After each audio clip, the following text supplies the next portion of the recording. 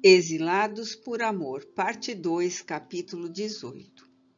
As pedras eram sobrepostas cuidadosamente, cortadas com medidas precisas e instrumentos projetados e construídos especialmente para essa finalidade, sob orientação do próprio arquiteto. Assombrava aos escravos e aos assessores egípcios a engenhosidade das técnicas empregadas por Amenhotep. Os escravos trabalhavam desde o amanhecer até noite alta. Muitos deles não suportavam a jornada exaustiva e tombavam sob o peso da labuta infindável. Nitetes não podia ignorar o que se passava à sua volta. Dedicava-se à pintura com desvelo, mas corria em socorro dos escravos assim que percebia que um deles estava exausto demais. Rapidamente ela conquistara a simpatia de Ami, que fingia não notar como tratava os escravos. Sem condições de ajudá-los pessoalmente, pois tinha de cumprir as ordens de Amenhotep, ele deixava que Nitetes atendesse a todos que necessitassem de ajuda. Amenhotep, por outro lado, entregue à paixão desenfreada por Iarete, tornava-se dia a dia mais distante e insensível. Afastava-se da irmã, dificultando a convivência que ela tanto havia desejado.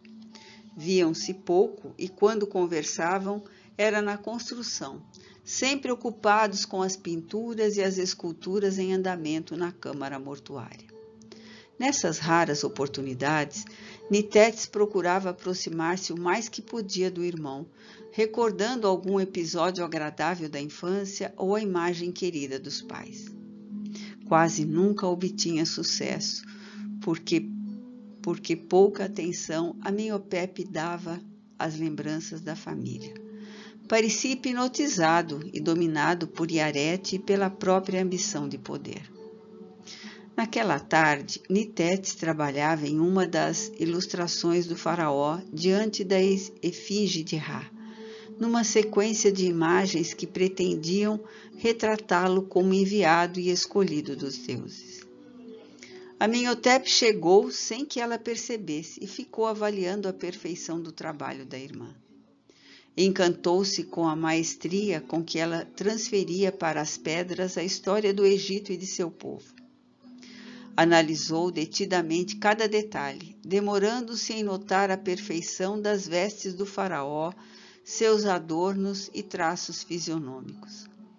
Totalmente compenetrada, entregue à tarefa que executava, Nitetes estava linda, esplendorosa. Amenhotep a observava enlevado. Pouco reparava na irmã.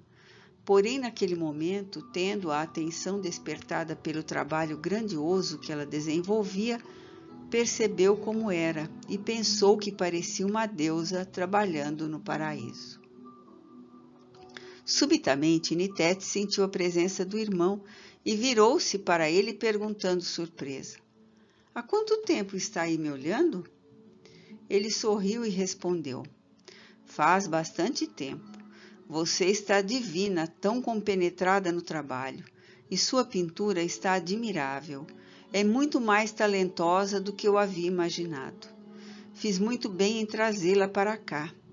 Está maravilhoso, Nitetes. O resultado de sua arte é perfeito, como se viesse diretamente da mão dos deuses." Achando graça no entusiasmo do irmão, Nitetes respondeu: "Ora, Amenhotep, está ficando bonito, mas também não é tudo isso que está dizendo." "Como não? Ninguém encontrará uma obra tão linda em todo o Egito. Você me surpreendeu, Nitetes." Feliz por ver o irmão satisfeito, ela abriu um lindo e sincero sorriso e afirmou com sua peculiar simplicidade: "Você exagera, meu irmão." Amenhotep abraçou-a com carinho e ralhou: "Pare de diminuir seu trabalho, é esplêndido." Os dois sorriam abraçados enquanto examinavam os detalhes da pintura, quando atrás deles ouviram a voz irritada de Iarete: "Alguma coisa de bom você devia ter, Nitetes. Do contrário, seu irmão já teria mandado daqui para bem longe. Não é, Amenhotep? Imediatamente ele soltou a irmã e afastou-se dela. Em seguida falou, aproximando-se de Iarete. O que faz aqui? Andar no interior da obra pode ser perigoso. Temos pedras subindo e descendo em todos os lados. Vamos, é melhor que volte para o palácio. Estancando à frente de Nitetes e mantendo o olhar fixo na irmã do poderoso ministro-chefe, Iarete mediu-a de alto a baixo e com desprezo interpelou-os. Quando termina seu trabalho? Nitetes buscou com os olhos apoio do irmão, que permaneceu calado, sem olhar para ela. A jovem então respondeu. Não sei dizer ao certo. Creio que ainda deve demorar um pouco, pois a construção é grande. Acho melhor se apressar, pois o faraó manda avisar que deve chegar em breve. Amenhotep tomou Iarete pelas mãos e insistiu. Venha, Iarete, temos muito que conversar. Ela, entretanto, olhou firmemente para Nitetes, dizendo, acho que teria sido melhor que você ir embora enquanto pôde. Quando Nitetes fez menção de responder, Iarete colocou a mão sobre a de Amenhotep e encerrou. Vamos, quero que faça um relatório minucioso do andamento da obra. Meu marido quer encontrar tudo de acordo com o planejado. Amenhotep acompanhou Iarete sem olhar para Nitetes, que ficou a observá-los abandonando a construção, até finalmente desaparecerem. Sem poder acreditar na conduta de Amenhotep, suspirou e voltou-se para a pintura em que estivera trabalhando. Diante da imagem de Ra, que havia ilustrado com primor, tocou suavemente a figura e ergueu os olhos ao céu, rogando aos deuses pelo irmão, especialmente ao Deus de Raquel, que em segredo o amava e respeitava. Era naquele Deus que ela pensava diariamente. Era ele que dirigia suas preces e seus mais sinceros sentimentos. Algumas semanas se escoaram velozmente. Aproximava-se o dia do retorno triunfante do faraó. Ele havia conquistado novos territórios, expandindo as fronteiras de seus domínios para além do deserto de Zin e trazia grande número de escravos para servirem ao reino do Egito. Nitetes dedicava-se com maior intensidade ao trabalho, na certeza de que Amenhotep esperava que a obra estivesse bem adiantada para receber Djoser. Naquele dia, no entanto, ela estava inquieta. Olhava para a porta com frequência, como se esperasse alguém. Não conseguia concentrar-se e sentia-se mais cansada do que de hábito. Ami não pôde deixar de notar a agitação da moça e perguntou. Você está bem, Nitetes? Parece apreensiva. Sinto-me angustiada e não sei explicar o porquê. Não seria melhor tirar o dia de folga para descansar um pouco? Tem trabalhado em excesso, Nitetes. De modo algum, ainda tenho muito que fazer. Sabe quando chegará o grande Djoser? Muito breve. Pois então, como poderia esmorecer logo agora? Mas, se não descansar, pode cair doente de exaustão. Não se preocupe, meu bom amigo, Ami. Não cairei. Após a pequena pausa, prosseguiram com o trabalho. Pelo meio do dia, um dos escravos caiu desfalecido. Nitetes prontamente correu até ele e ajoelhou-se ao seu lado, tentando avaliar seu estado. Entretanto, ao ser tocado, ele a agarrou e puxou com toda a força para o chão. Deitou-a, beijando-a com sofreguidão enquanto dizia: Não posso mais viver sem você. Deixe os outros, fique somente comigo. Debatendo-se para soltar-se do rapaz, Nitetes repetia: Pare com isso, solte-me, está me machucando. Você é que me machuca, quero-a só para mim, ele insistia. Do que é que está falando? Perguntou Nitetes, tentando desvencilhar-se do jovem escravo. Novamente foi beijada à força até que enfim conseguiu livrar-se e se levantou depressa limpando as vestes. Deparou então com a rude figura do sumo sacerdote em companhia de Arete, que com sorriso maldoso e olhar fulminante falou: Eu não o preveni, Rudamon. Essa mulher está desrespeitando o túmulo do faraó. Quero que seja expulso imediatamente. Nitetes tentou explicar. Está havendo algum engano. Rudamon interrompeu ríspido.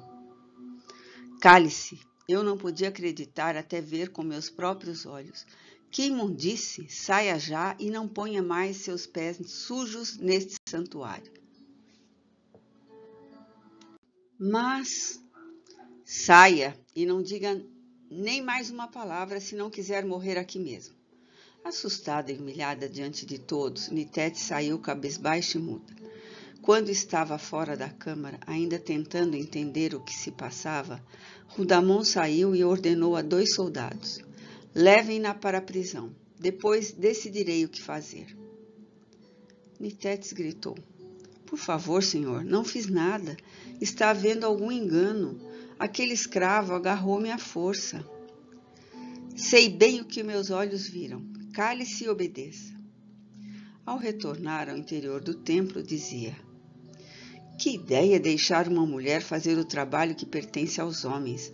Só poderia vir de um homem como Amenhotepe. E Arete olhou de viés para Rudamon, observando-lhe as reações, depois disse: É aviltante. É melhor que fale com o irmão dela, Amenhotepe. Precisa saber o que andava fazendo quando ele não estava por perto. Nitetes gritava desesperada enquanto era levada pelos guardas. Por favor, deixe-me falar com Amenhotepe. Está havendo um engano muito grande, por favor. Escutando o som abafado da voz de Nitetes a distanciar-se da construção, Arete sorriu satisfeita e já se dirigia à saída quando Rudamon perguntou: O que realmente deseja, senhora? Ela virou-se, mediu Rudamon de alto a baixo e respondeu: A glória absoluta do faraó. E afastou-se depressa, à frente dos seus guardas pessoais. Rudamon a acompanhou com os olhos, depois contemplou o monumento inacabado e sorriu exultante. A obra estava parada, e isso certamente prejudicaria Amenhotepe. Ao receber notícia do ocorrido, o arquiteto indignou-se. Foi o próprio Ami que lhe trouxe as informações. Não posso crer, Ami, minha irmã. Não consigo compreender, senhor. Nitetes sempre foi tão comedida e recatada. Não posso imaginá-la fazendo aquilo de que a acusam.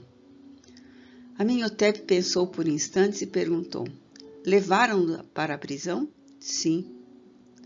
Não dá para acreditar. Agora a obra está parada. Sem dizer mais nada, Amenhotepe saiu nervoso e foi direto para o quarto de Arete. Esta, que já o esperava ao ser interrogada, respondeu ardilosa. Ela se encontrava com eles às escondidas. Ninguém nunca viu, mas tenho meus súditos fiéis que não deixam nada passar despercebido. Assim que soube como ela estava se comportando, tomei as medidas necessárias para protegê-lo, meu querido. Se o fato se espalhasse, poderia prejudicar a construção de Djoser. E abraçando-se a ele, continuou: Mande-a para longe daqui. Os eunucos terminam o trabalho que ela começou. Não perca mais tempo com ela. Liberte-a, pois é sua irmã, e mande-a embora. Ela improvisou ligeira pausa e, em seguida, acariciando-lhe a mão, deu-lhe o golpe final. Ou melhor ainda, deixe comigo. Eu mesma vou pedir clemência a Rudamon em seu nome. Você nem precisa desgastar-se indo até ele. O tempo corre e Djoser está para chegar. Não perca mais tempo, Amenhotepe. Deixe que agora eu resolva a situação. Mando-a embora e logo o caso estará esquecido. Após breve reflexão, Amenhotepe concordou. Está bem, não estou em condições de me indispor com minha irmã. Mande que meus soldados a levem para casa. E saindo do quarto de Arete, beijou-a com paixão e disse: Tenho pouco tempo e muito que fazer. Sorrindo, Yarete falou baixinho enquanto ele se afastava. Isso mesmo, Amenhotep. Deixe que eu resolva os seus problemas.